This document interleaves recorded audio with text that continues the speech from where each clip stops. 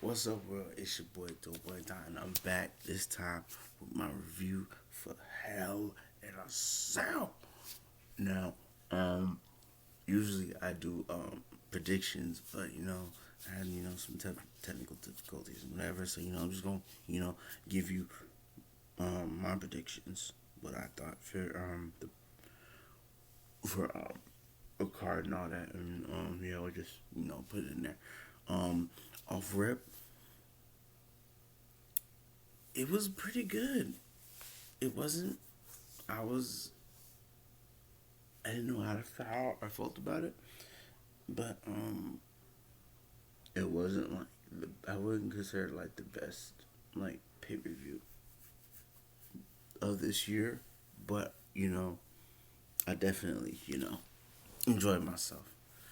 They only had like I think like 5 matches announced, so everything was up in the air about what other matches would happen and stuff like that. So it was kind of like they played it close to the chest a little bit, but I mean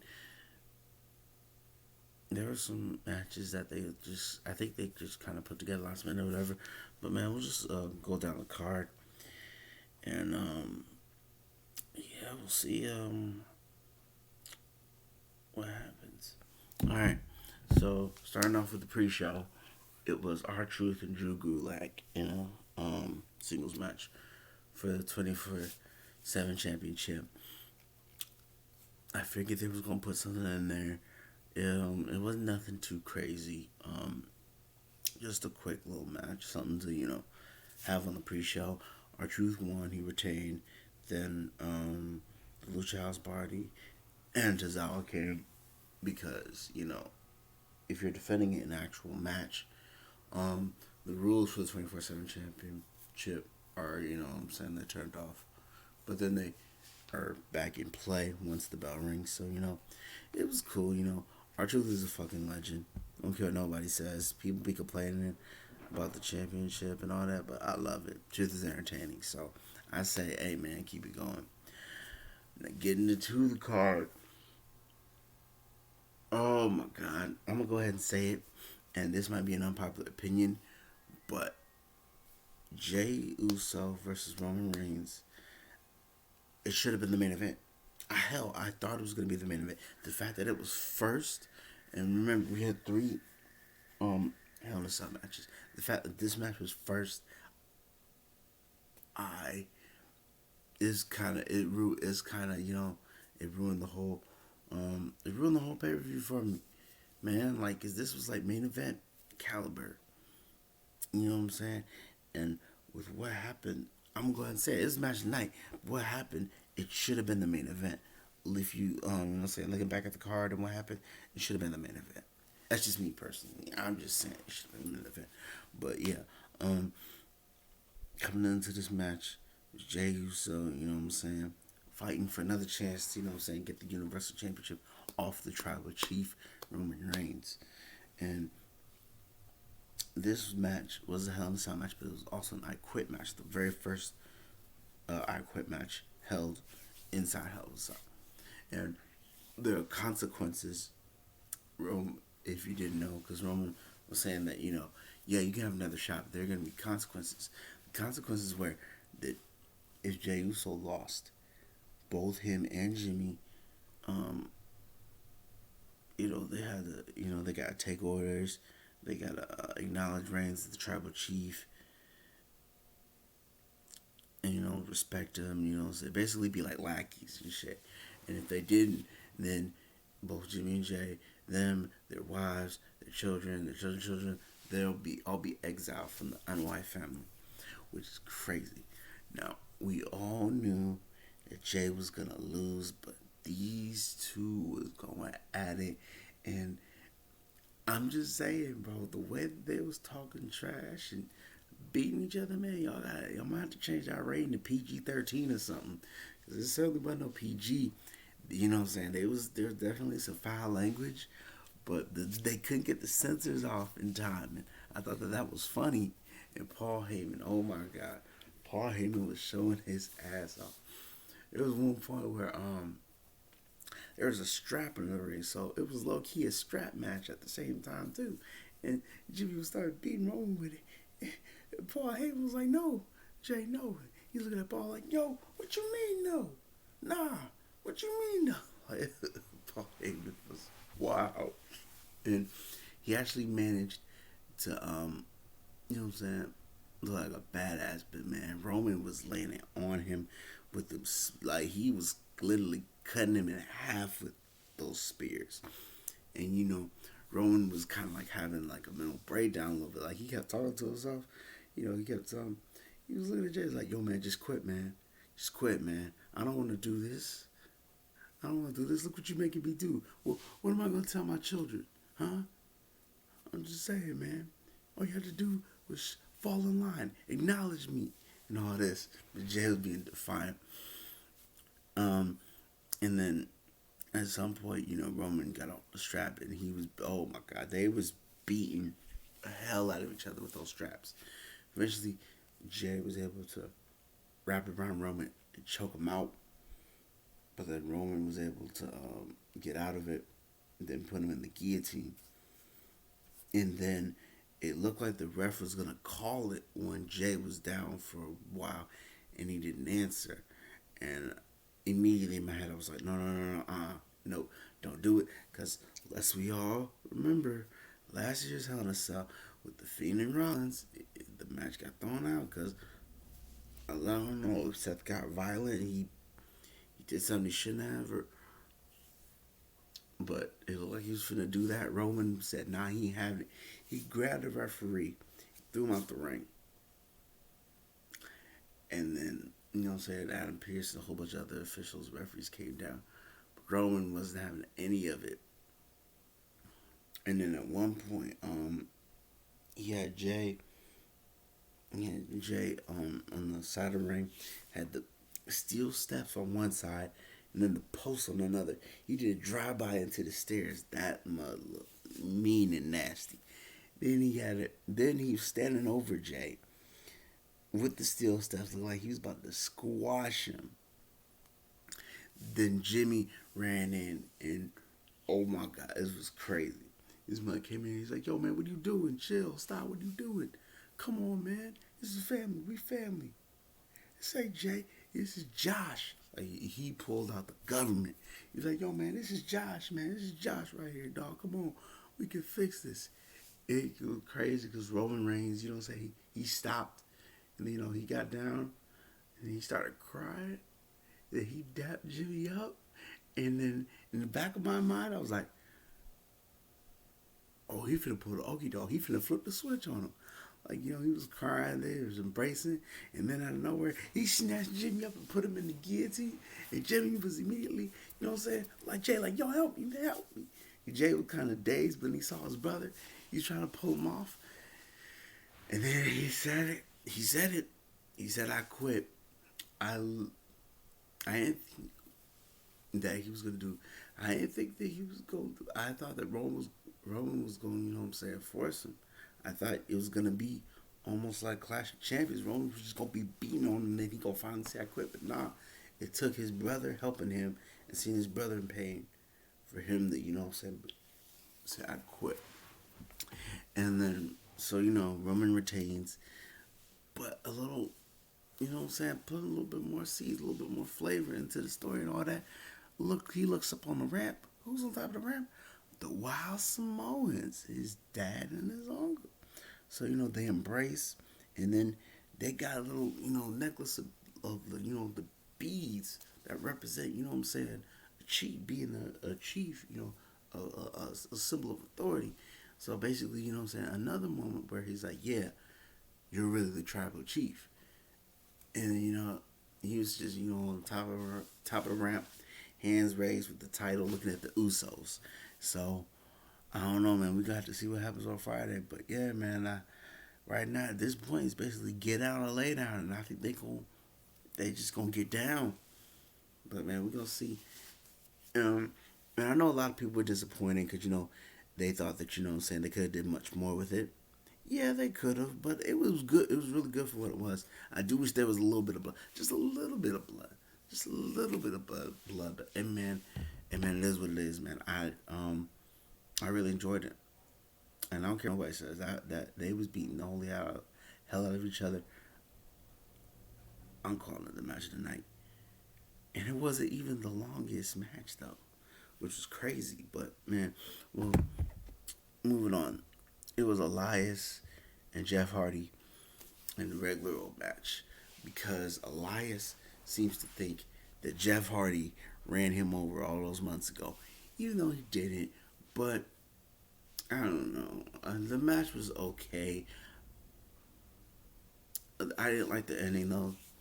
The ending was Elias going outside. He was avoiding the swanton bomb. Grabbed his guitar. Was gonna hit Hardy. Missed. Hardy grabbed the guitar and hit him. Got himself disqualified. So Elias won by disqualification. I thought that was stupid. The match was. I mean, this low key kind of came out of nowhere, but I guess you know what I'm saying. It was just something to add to the pay per view. But I don't know. The match was it was all right, I guess. But yeah, I wasn't really feeling it. But it is what it is, you know. Now we go to oh my god, the lowest point of the show. I'm so why? That's all I have to say about this is why. Miz and Otis for the Money in the Bank briefcase. I believe this happened the with Damian Sandow all those years ago. But man, oh my god, and I had a feeling, but if you don't know, Miz won. He is now Mr. Money in the Bank, and I was so mad because they do him a dog Otis wrong, but he did not win. I had a feeling that if he was gonna win, because I was rooting for Otis. I was rooting for Otis to win. But in the back of my mind, I was like, okay, is the Miz, and he's got Marshall with him. If he wins, Miz wins. He's not gonna do it clean. He's gonna do it dirty. Lo and behold, he had help. Went from Morrison. Tucker turned on Otis. Oh my, really? Come on, for real. It's not. Oh my god. I guess you know what I'm saying. Hey, you know they're on separate brands. Guess what? We'll break them up. My whole thing is though, if you didn't want him to have the title, I mean the briefcase. If you didn't really have any plans, why not have him win it? Why did he win it? This is and speaking on that, I think that AJ really was supposed to win, or somebody else was supposed to win, but they made a mistake. I think AJ was supposed to win, but since he fumbled and Otis caught it, they're like, oh shit. Okay, fine, I guess. And they was just finding some way to take it off him. They could have did something else. They didn't have to do it. Hell, I would have been fine if he cashed it in and it was a bad cash and he failed. That would have been fine. Not give it to the Miz, but and then Otis breaks up and it's nothing. It's nothing we ain't seen before. It's the whole jealousy thing. Oh, yeah, we're a group. This is not a thing. Oh, I do all the work, but nobody cares. Everybody cares about Otis. What about me? When, all that. It's not a third. I'm just, And now what? How are they gonna be? They on different brands. What is somebody? You gonna move Otis to Raw? Why break them up then? Why break them up? You might as well just move the whole team. The only thing that would have, I'm just trying to justify. It would have been better since if Heavy Machinery would have just moved to Raw. But I don't know. But I ain't like that. I don't. I don't like the Miz being. I don't want the Miz as champion. He doesn't need to be champion. If anything, I thought they'd be trying to solidify him as the greatest Intercontinental Champion because he's close, but he's not quite there yet. But whatever, give him another world title. We'll see what happens with that. But yeah, I really wanted Otis to win, but I guess not. He's bound to take it out somewhere, I guess. Next up, which was definitely the second best Hell in a Cell, Sasha Banks and Bayley for the SmackDown Women's Championship. This was a long time coming. Bailey needed to sit down and be humbled and get her ass beat, especially for what she put Sasha, what she tried to do to Sasha, and Sasha was beating her down. Sasha needs to. I'm telling you right now. If you don't know by now, go back and look at that match. I'm telling you, Sasha's her when years from now, um or if he has already said it, anytime she does a meteor vintage Sasha, that's one of her moves. That's one of her signature moves. It has to be. She hit that mark about 5, 6 times on Bailey, but Bailey was I was beating the holy hell out of each other. They took some nasty shots with kendo sticks and chairs, and there was tables and there was ladders. There's a whole bunch of spots like putting, like slamming everybody, slamming people with the chairs, hitting them with the chairs, and working them in the cell and all this and that. Man, I remember one time. Oh, and Sasha kicked out of that one move that Bailey does. I think it's called like the rose plant or whatever. But she hit Sasha with it outside the ring and tried to pin her, but she got kicked out of that. That's the first time somebody's kicked out of that. So I had a feeling that Sasha was gonna win. And there was a moment where she had Sasha on top of a ladder. There was 2 chairs. She sat the ladder in between, put Sasha on top of it. She drew X on her with spray paint and tried to hit her with the. I think she was going to get her with the Macho Man elbow, but then she grabbed the chair and then she was going to slam him, but she missed. Yeah, that was kind of. It wasn't as bad as I thought it was gonna be, but oh my God, Sasha was. I'm surprised she didn't get a concussion or she didn't get busted open because she was taking some hard shots and just getting fucked up. One of the funniest things, it never gets old for me. It never gets old. At some point, Bailey was in the ring going after Sasha was on the outside. Sasha pulled out a fire extinguisher and sprayed Bailey with it. I just love that spot. I love it. Call me an idiot, call me immature. I just love it. I can't help it. And then she hit a Bailey to belly on the ladder to Bailey. Man, there was the move after move, but they couldn't put each other away. That was until Sasha Banks finally locked her in the bank statement. But what made it even cooler, it was the same way that she got her to sign the contract. She got the chair, wedged it on her, then put her in the bank statement. But then to add more insult to injury, she was beating on the chair with her leg. And that got Bailey to tap out. Sasha Banks is now a Grand Slam champion. I believe she's the third. She's the third. She's the third Triple Crown champion, but like fourth Grand Slam champion overall, I believe. So Sasha, thank you. I was betting on Sasha. I was begging for Sasha to take the title off of Bailey. I'm tired of seeing Bailey with the championship. Let Sasha be champion again, and that was the last piece of the puzzle for her. Now I'm praying WWE, please. I'm begging you. I'm begging. Let her defend it. Because I'm tired of all these talks. She's going on saying, oh yeah, I'm the legit boss. I'm the standard. I'm the blueprint. No, you're not. No, you're not. It's just ever since you came to the main roster from NXT, you forgot how to be a champion. You can't defend for shit. Yeah, I said it.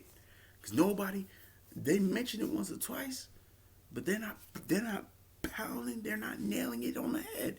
They just bring it up every now and then. But that's the point. She barely defends it. She can't defend it to save her life. I'm praying that she has a proper run with this title. But man, we'll have to see. But I'm just happy she won. Where's Bailey go from here? I don't know. Will there be a rematch? Probably. We'll have to wait and see. But I don't think like immediately because it's already been announced that what I'm saying a Survivor Series she's gonna fight Asuka That is if she's still the champion, because you never know. You never know. They might switch titles or whatever. We'll have to see. Next up was a surprise. I didn't expect them to have this match, but earlier on, I believe it was in the pre-show.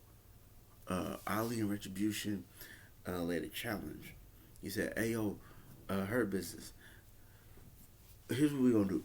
You pick one of your guys. You pick one of your guys to fight us, and y'all can pick one. So, y'all pick someone from y'all squad to fight someone from my squad, and we'll let y'all have free reign. Y'all can pick."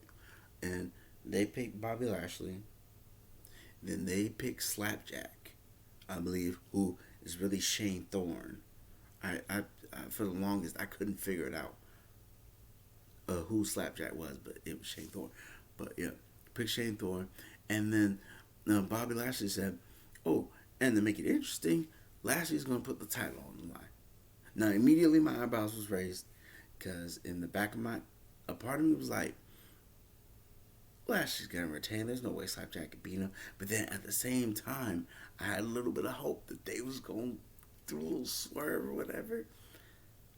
And they kind of did it in the match, but they didn't. The match was the quickest match of the night. It was even quicker than the R-Truth and Elias. No, the R-Truth and Drew Gulak match on the pre-show. And that's sad, because they was building Retribution up, and then to have it like this, man, and then it's just making Ali, I'm just so, oh my God. I feel terrible. I feel some type of way about this, man. I don't like this, man. The Retribution, they gotta start getting some wins, some legit wins. I don't care. And no, I don't want no disqualifications, but they, you know what I'm saying, they beat down on the Hurt Business. No, let them get a legit win on the Hurt Business. Please, man, come on. Y'all, it's,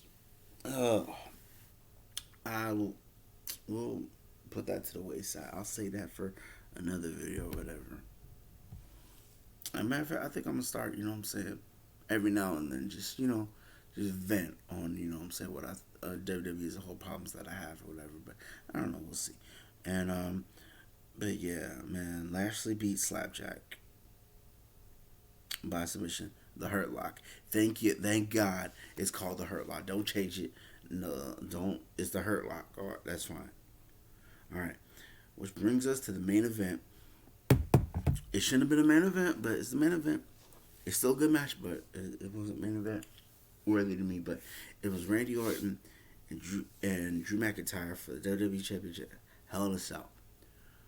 First off, oh my God, Randy Orton. Oh my God. Drew came out, and this man, Randy Orton, tried to do the same thing he did to Edge at WrestleMania. He was dressed as one of the cameramen, or he, you know what I'm saying, during his entrance, he came out behind out of nowhere, tried to get the jump on Drew, but Drew wasn't having it. And they was going at it.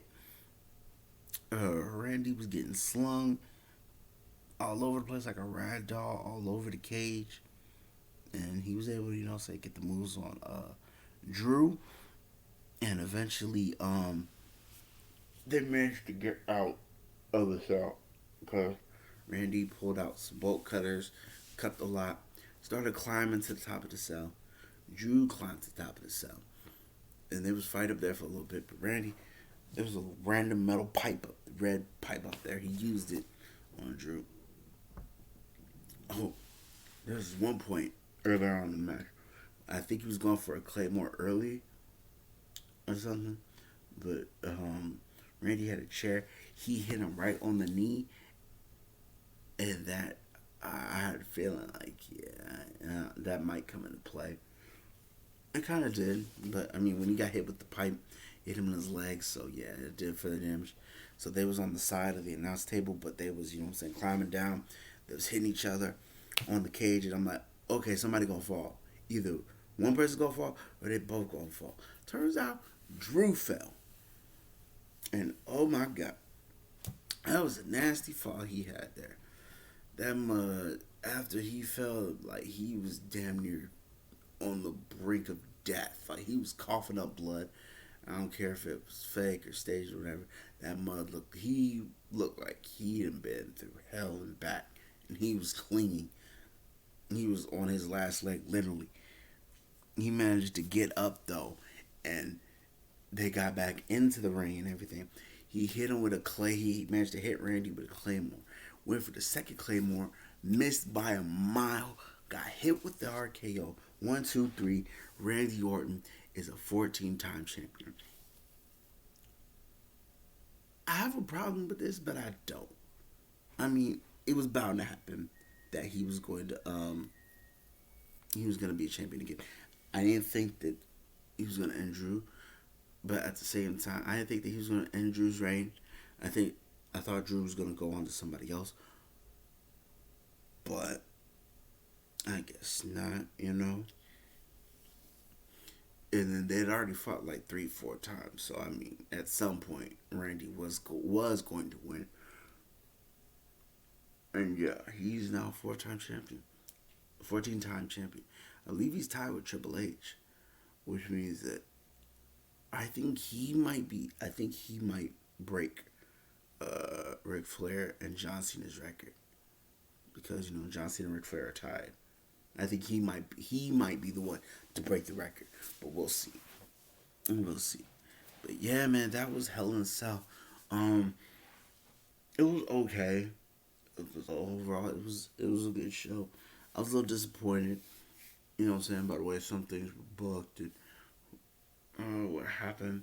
I should have thought um, that Jay and Roman and Jay should have been last. That should have been the last match. That should have been the main event. You could have you could have started out with Sasha and Bailey, or hell, even Orton and McIntyre could start out the show. But I mean, it is what it is now. Let's see. Ranking it 1 out of 5. I give it a. I give it a solid 3. A solid 3. Let's see. You know what I'm saying? It was cool. It was alright. And match of the night by far was Roman Reigns and Jey Uso. I just wish that there was a little blood. There's just a little blood. But that was a really, really good fucking match. Nice storytelling. They had emotion and drama. Oh my god. It was like a motherfucking movie. That match was so good. But yeah, man, that's my review for Hell in a Cell, man. So let me know what y'all think, you know what I'm saying? Hit the like button, get in the comments, you know what I'm saying? Let me know what y'all thought of the show. Least favorite match, match of the night, stuff like that. What y'all wanted to see, this, that, third, all the other good stuff, you know what I'm saying? Definitely subscribe. And for sure, if you subscribe, hit that notification bell because you never know when your boy is going to be uploading and when your boy is going to be streaming. Speaking of streaming, I will be streaming soon. I don't know when, but I will be streaming soon. So be on the lookout for that. And also, I will be back for definitely expect predictions and review for NXT Halloween Havoc. So yeah, be on the lookout for that. It's your boy Don. I will holler at your party people in the next one. Peace.